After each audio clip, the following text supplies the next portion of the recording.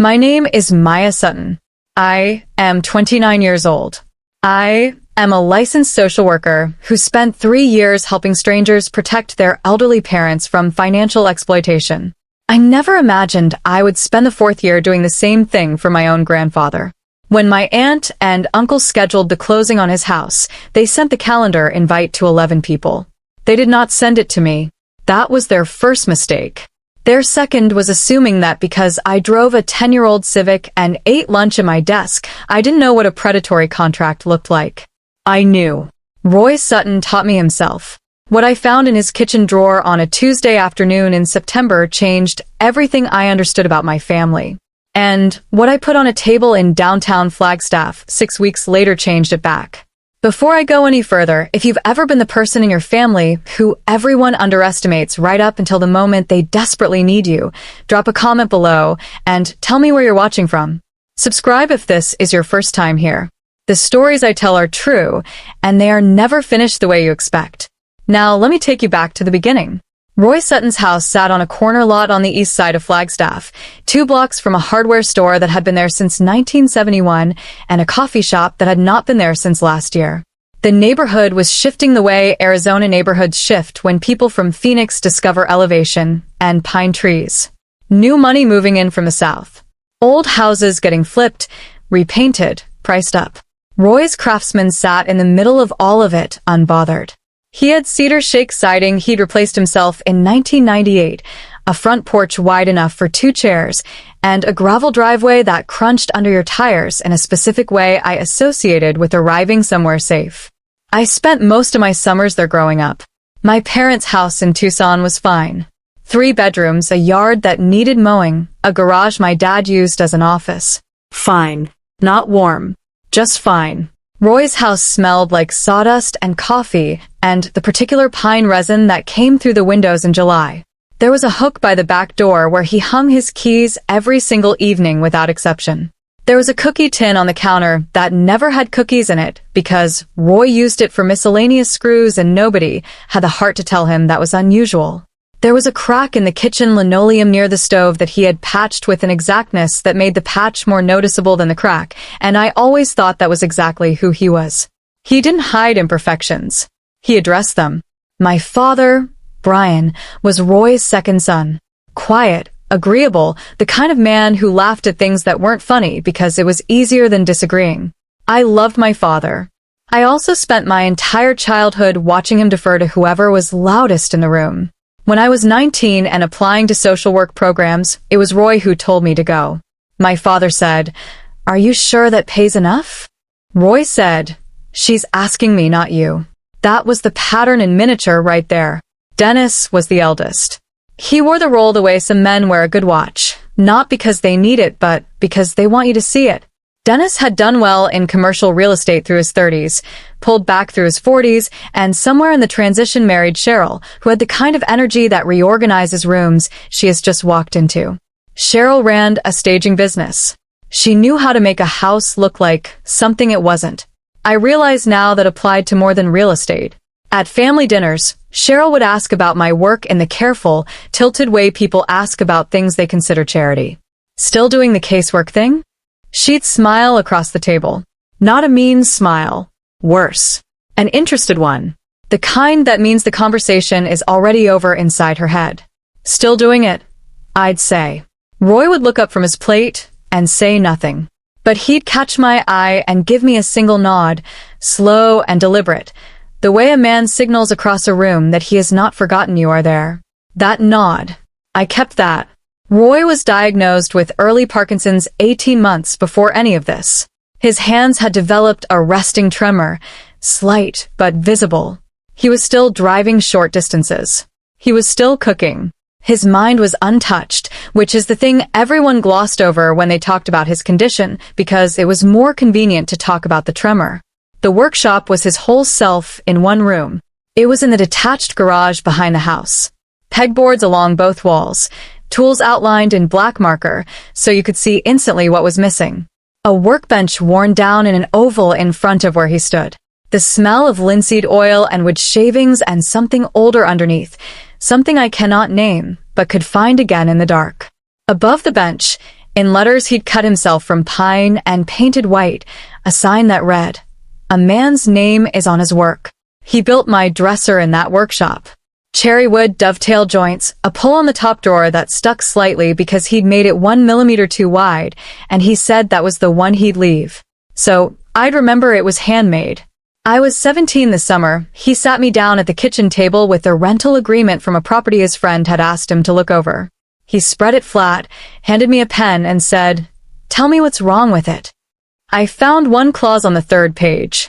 A penalty provision buried under boilerplate that would have allowed the landlord to charge for repairs at triple market rate. "Good," Roy said. "Now you know what to look for. People who want to take something from you will put it on page 3. I didn't understand the full weight of that at the time. I do now. It was on a Sunday afternoon about 2 months before everything broke open that I noticed the first thing that felt wrong. I had driven up from Tucson for a weekend visit. I went to the hallway shelf where Roy kept his mail and found it empty. He always let it pile up until it reached a critical mass he called the Leaning Tower, then sorted it all at once. The shelf was bare. "Where's your mail, Pop?" "Cheryl's been helping me sort it," he said. He didn't look up from his crossword. I stood at that shelf for a moment, said nothing. Page 3, I thought. 6 weeks later, I was back for a long weekend. Roy's regular caregiver, a woman named Linda, who came 3 mornings a week, mentioned she hadn't been able to reach Roy for 2 weeks before I arrived. She'd been told by Dennis that the schedule was being adjusted. Nobody had called Linda with a new schedule. I filed that away. That same visit, I helped Roy sort through a stack of paperwork he'd asked me to look over. Tax documents, utility statements, the ordinary paper river of an older person's life. I was at the kitchen table while Roy dozed in his chair. The stack had a rubber band around it, and underneath the rubber band was a kitchen drawer's worth of folded papers, the kind that only accumulate when someone has been putting things down without reading them. I unfolded the third page of the second document. Countersigned purchase agreement. Seller, Roy Thomas Sutton. Property, the Flagstaff address. Buyer, Ironwood Acquisitions, LLC. Purchase price, $510,000. Seller's representative, Dennis Allen Sutton. I set it on the table. I picked up the next document, a quote from a memory care facility in Prescott Valley. Dated 3 weeks prior. Monthly rate circled in pen. And clipped to the back, a sticky note in handwriting I recognized from Christmas card envelopes. Close before Thanksgiving. Dennis needs the capital gains split before year-end. I sat with that for a moment. The refrigerator hummed. Roy made a small sound in his sleep. Then, I found the letter from the financial advisor. It was addressed to Dennis, not Roy, which was the first irregularity. It referenced an account Dennis had been listed as co-manager on for purposes of bill payment assistance. It referenced a loan, $90,000, drawn against Roy's account.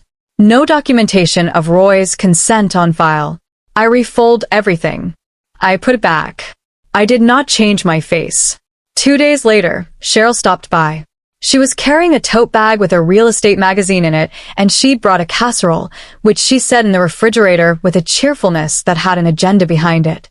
"We've been thinking," she said, pulling a chair out without being asked, "that it might be time to look at some options for Roy.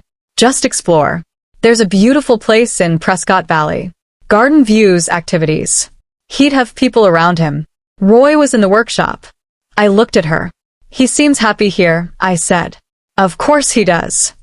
She smiled. That same smile. "But we worry. The tremors are getting worse.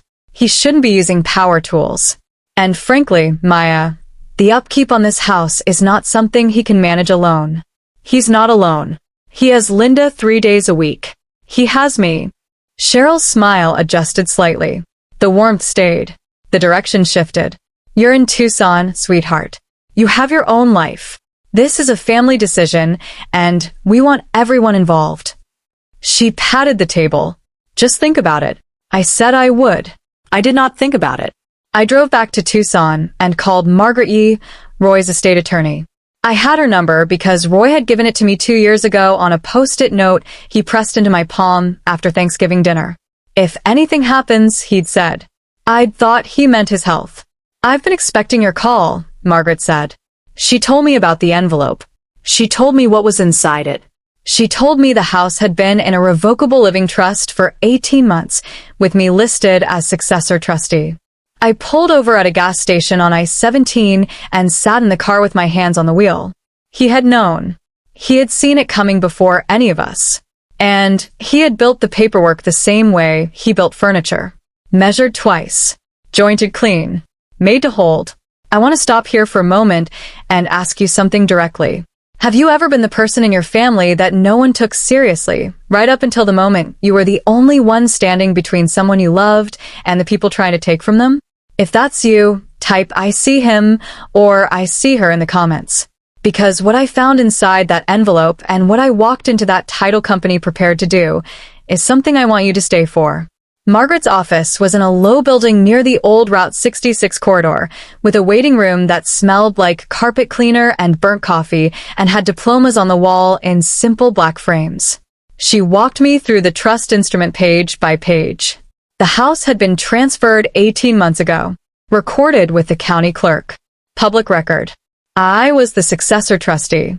Any sale required my authorization. No one had it. The sealed envelope contained 4 items. A certified copy of the recorded trust deed. A durable power of attorney naming me as Roy's agent for financial and healthcare decisions. A physician's letter from his neurologist dated the same day, confirming full legal capacity at the time of signing. And Roy's handwritten note on the back of a piece of workshop paper that still had pencil marks on the other side from some calculation I'd never know. You know what a predatory contract looks like. I taught you. Do not let them rush you. I read it 3 times in Margaret's conference room. Then I folded it and put it in my wallet. That night I sat on the back steps of my apartment in Tucson and let myself feel the whole weight of it. Not the legal architecture. Not the strategy. Just the fact of it. My grandfather, 81 years old, hands shaking, had driven himself to an attorney's office and quietly done everything right so that when the people he loved failed him, the person he trusted most would have what she needed. He hadn't called me to tell me. He'd just built the structure and trusted me to walk into it. I looked at my phone. Cheryl had texted that afternoon. Just wanted to make sure you're on board with the family plan. The closing is November 19th. Should only take an hour. I set the phone face down on the step. November 19th. I had 3 weeks. I called Margaret in the morning and told her we would be attending the closing. Summit Title Services occupied a single-story beige building on Milton Road with a parking lot full of sensible sedans and a front door that didn't quite close unless you pulled it. I parked at 1:40. Margaret pulled in beside me at 1:45. I was wearing the blazer I kept for court accompaniments and the same flats I'd driven to Flagstaff in the first time I'd noticed the mail was gone. We walked in together. Margaret carried her briefcase. I carried a manila folder. The closing was in conference room, a round table, 8 chairs, a water carafe nobody had touched, a window that looked out on the parking lot. Patricia Odom, the escrow officer, was already there, mid-50s, reading glasses on a chain. The kind of stillness that comes from 20 years of knowing when a transaction is not what it appears to be. She looked at Margaret, looked at the folder in my hand, said nothing yet. Dennis and Cheryl arrived at 1:55. Dennis came in first, jacket pressed, portfolio under one arm. Cheryl followed in a camel coat with her hair done for the occasion. She was already talking before she cleared the doorway, something about traffic on 89A, and then she saw me, and the sentence didn't finish. She recovered in under 2 seconds. I will give her that. Maya. Warm. Surprised. We didn't know you were coming. I know, I said. I sat down. Margaret sat beside me. I put the folder on the table and kept my hand on top of it. Behind Dennis and Cheryl came their realtor, a man named Todd with a lanyard and a tablet, and the buyer's representative, a woman in a gray suit named Diane Forsyth from Ironwood Acquisitions. Diane had the efficient, neutral effect of someone who closed 6 transactions a week and was already thinking about the 7th. Patricia Odom looked around the table. Before we begin, I want to flag something in the title report. She held up a copy. During the preliminary search, I noted the property was held in trust. I received an affidavit last week stating the trust had been dissolved. I've been unable to locate a recorded reconveyance deed to confirm that. Todd opened his mouth. Margaret spoke first. That's because the trust was never dissolved. She opened her briefcase and placed 3 documents on the table, one at a time, each centered and square. This is the recorded trust deed, filed with the Coconino County Recorder on March 14th of last year. The property at this address was transferred into the Roy T. Sutton Revocable Living Trust at that time. It has not been reconveyed. This is a certified copy from the recorder's office. You're welcome to verify it against your title system. The room was quiet. Patricia Odom picked up the deed. She read it. She compared it to something in her own file. Her pen stopped moving. This is a durable power of attorney, Margaret continued, setting down the second document, naming Maya Sutton as Mr. Sutton's agent for financial and healthcare decisions, executed the same date, notarized, currently in effect. And this is a physician's letter from Dr. Kenneth Rhodes, Mr. Sutton's neurologist, confirming that Roy Sutton currently retains full legal capacity. His Parkinson's diagnosis affects motor function. His cognitive capacity is unimpaired and documented. Cheryl leaned forward. Her voice was controlled. Professional. We have a power of attorney signed more recently. Roy designated Dennis as his representative. That supersedes whatever old document you have there. A POA signed after an existing durable POA does not automatically supersede it, Margaret said, particularly when the principal retains capacity and has not executed a formal revocation. And more relevantly, a personal power of attorney does not grant authority over assets held in trust. The trust is a separate legal entity. Only the trustee can authorize a sale of trust property. Diane Forsyth's pen had not moved in 2 minutes. The trustee, Margaret said, is sitting at this table. Dennis set his portfolio down. Cheryl's eyes moved to me. Fast. Calculating. Maya. Her voice dropped 1 register. Quieter. Reasonable. The voice she used when she wanted something. This house is too much for Roy. He cannot live there alone. We are trying to get him the care he needs, and this is how you help him? By blocking the people who actually show up. I looked at her. I kept my voice at the exact volume of a normal conversation. The house was never yours to sell, I said. And the $90,000 Dennis drew from Pop's account was never his to take. Silence. Dennis went still.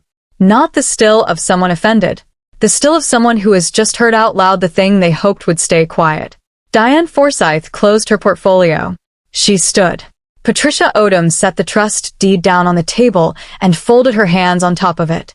She looked at Todd, at Cheryl, at Dennis. I cannot insure this title, she said. I'm voiding this closing and flagging the file. Cheryl started to speak. Stopped. Her jaw tightened. The composure she'd carried and was still technically present, but the architecture under it was crumbling, and it showed the way a wall shows a crack. Not all at once, but unmistakably. She looked at me one last time. You have no idea what you've done to this family. I picked up my folder. I stood. I know exactly what I've done, I said. I walked out. Margaret followed. The door didn't close behind us because it never did unless you pulled it. I stood in the parking lot in the November air and looked at the pine ridge above the roofline. I let myself breathe.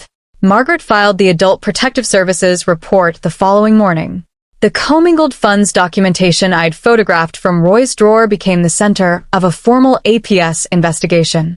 The investigator, a quiet, methodical woman named Sandra Park, called me twice in the first week with follow-up questions and spoke about the case with the practiced calm of someone who had seen this particular architecture before.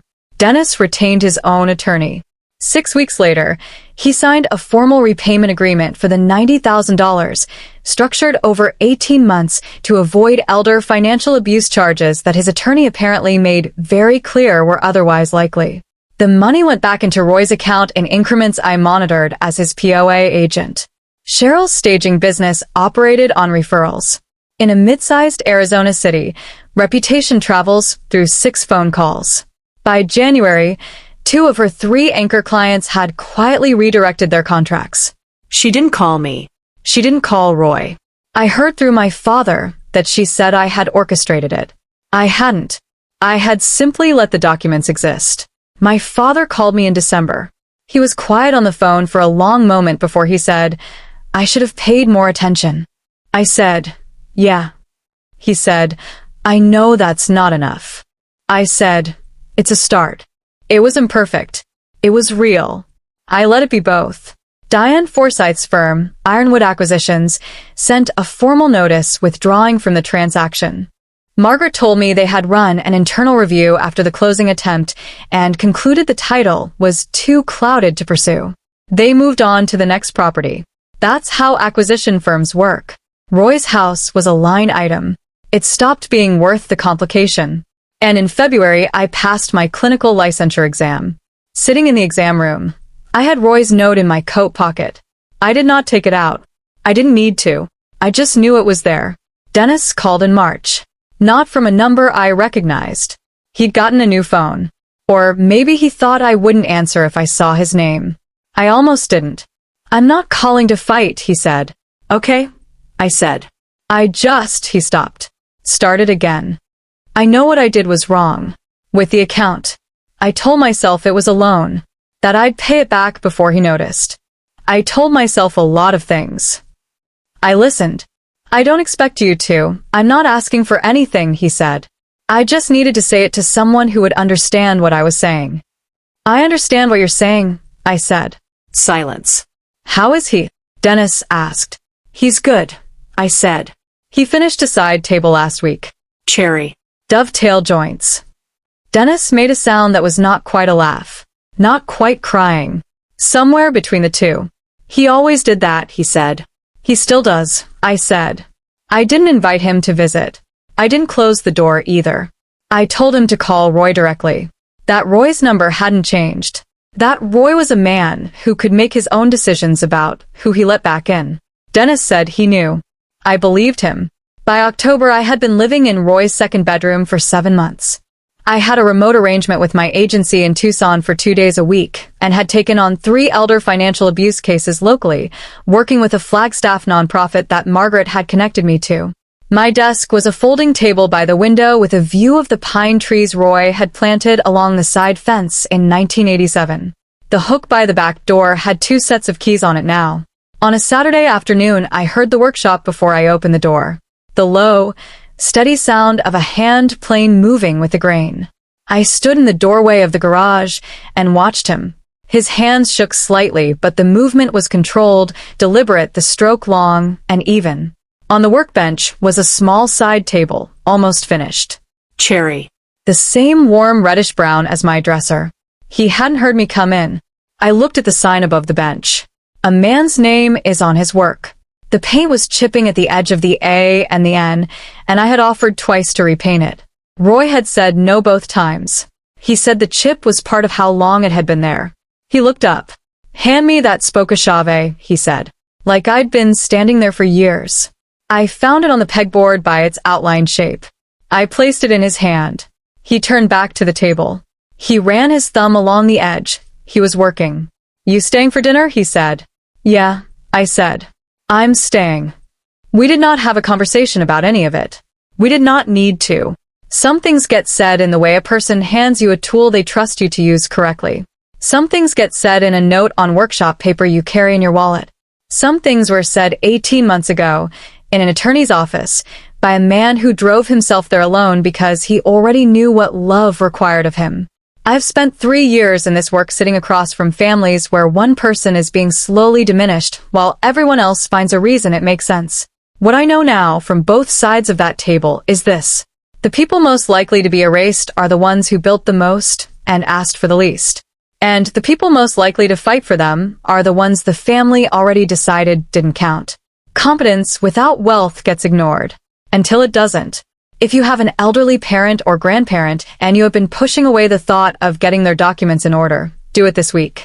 Not because something bad is coming, because someone who loves them deserves to have what they need when it does.